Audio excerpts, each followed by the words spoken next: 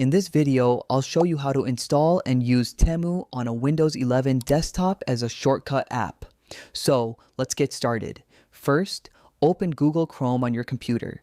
In the address bar, type temu.com and press enter. Once the website loads, make sure you're logged into your Temu account. Now, go to the top right corner of Chrome and click the three-dot menu. From the drop-down menu, hover your mouse over Cast, Save, and Share. Then click Install Temu from the sub-menu.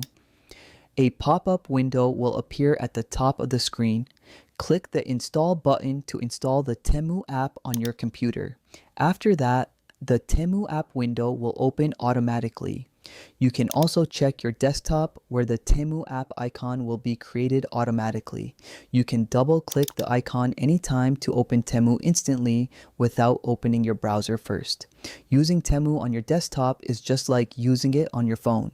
You can browse categories, search for products, add items to your cart, track orders, and manage your account easily. And that's it.